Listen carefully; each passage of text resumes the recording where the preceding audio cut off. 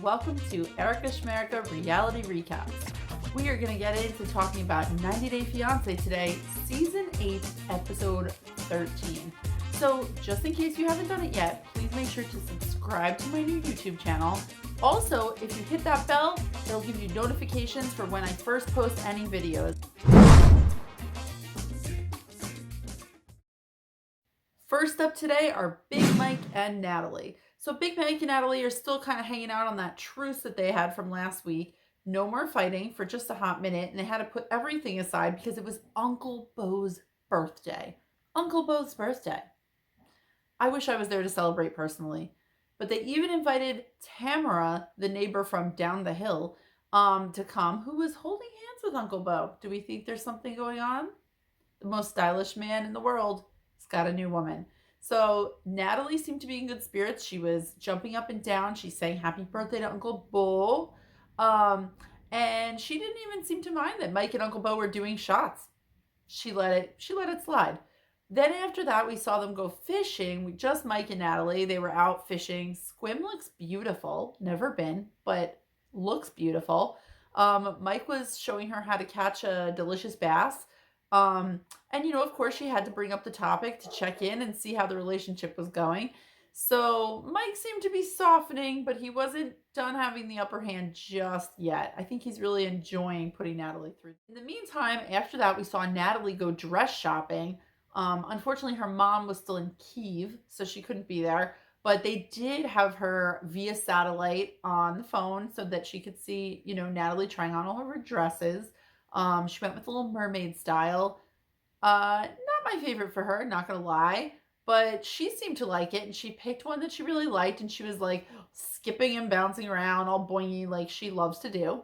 But then when she sat and thought about it and was discussing all the details with the bridal store attendants, it turns out she didn't have a venue, ring, fiance, or wedding date.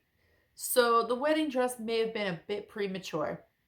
Needless to say, she didn't end up walking away with a wedding dress that day, but probably just because she didn't want to hang something in Mike's stinky closet. So later that night, Mike is in the living room looking chronically annoyed, as he's been tending to do, and he gives her some whole speech. Babe, the world's really crazy, coronavirus, so crazy. Here's your ring. It was really romantic. Far more romantic than doing anything creekside with that beautiful river they were in there fishing. But nonetheless, this was his plan. He reissued her ring. She was very happy, but Natalie wanted to make sure that they were starting off on a clean slate. She didn't want that negative stamp of the negativity in Kiev on her permanent record. So she just wanted to say, we are starting from a clean slate, my love, right? And Mike's like, oh, you're ruining everything, babe. He got all mad. So, Natalie tried to apologize. She didn't really see where things were going wrong or what she did. But eventually Mike just gave up, walked away, and said, oy vey. And I didn't even think he was Jewish. I thought I could always spot a fellow member of the tribe, but no such luck. Mike then kind of, took it upon himself to ask Natalie if she would care to not social distance, smooth Mike, and carried her like Tarzan off to their bedroom. Luckily, that's all we saw of the night. Thank you, Natalie and Mike. Next up in this episode were Julia and Brandon. So Julia and Brandon went to this really cool old church that they were looking at as a possible wedding venue, with, of course, their favorite double date in tow, Betty and Ron. So Betty and Ron were very excited about the wedding. They had most of the guest lists, mostly friends and family. Julia's family most likely couldn't come because of coronavirus, but they were kind of co-planning the wedding with Julia, while Brandon just kind of sat there with his arms crossed.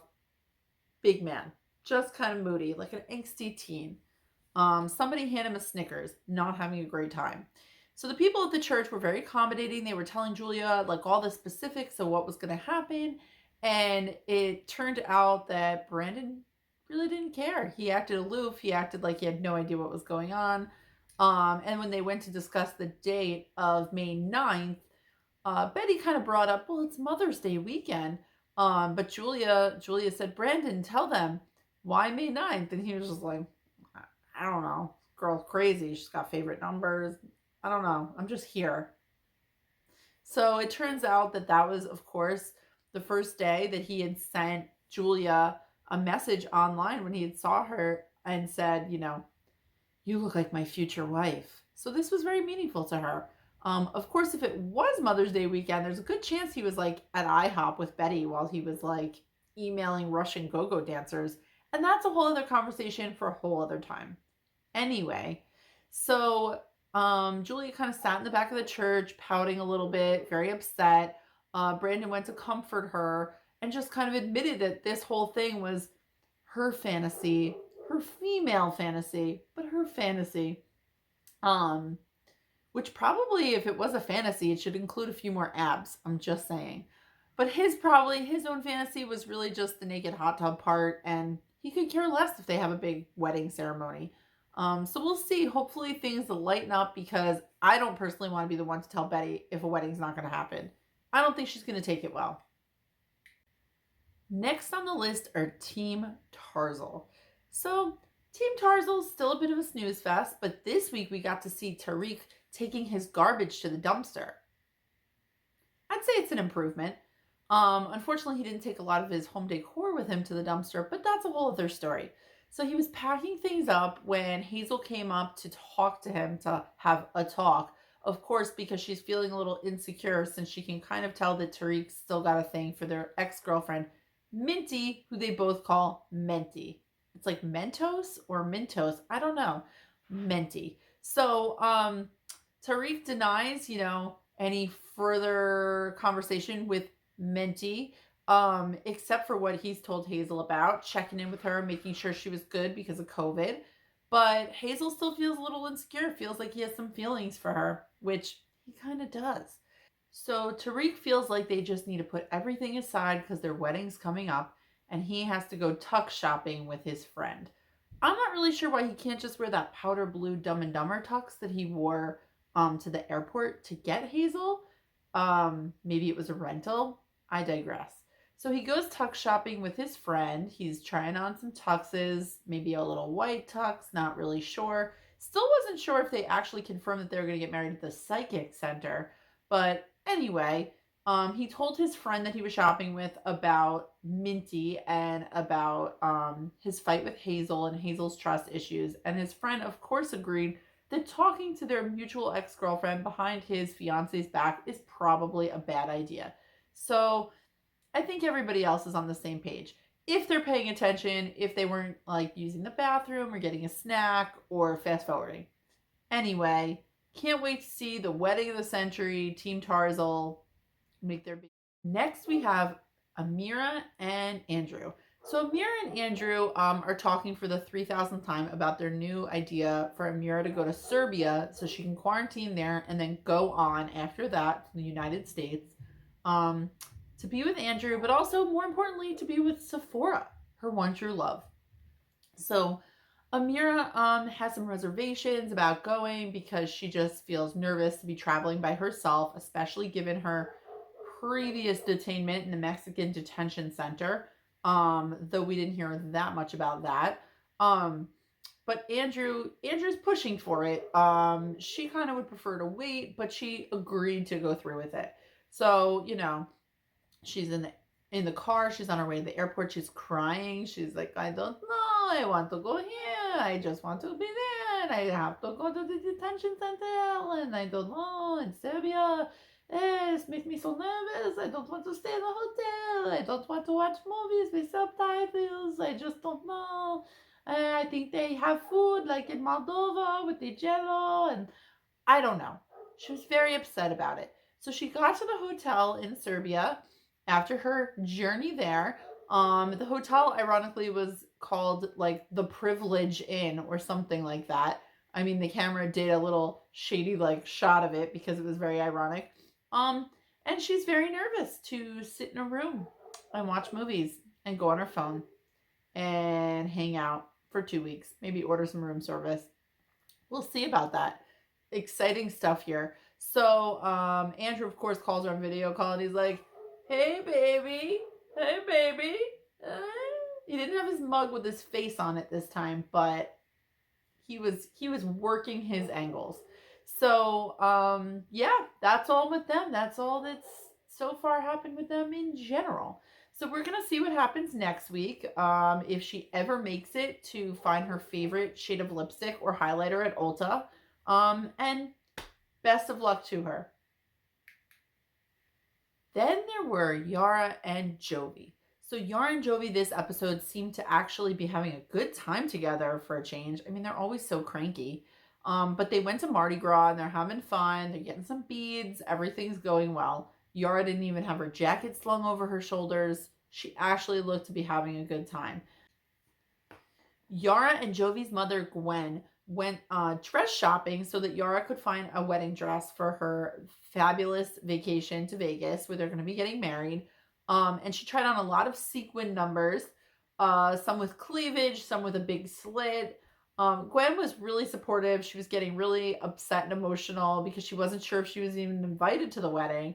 And then once Yara, saw how emotional she was and how much she really wanted to be there, she went ahead and actually invited her, which was so nice of her.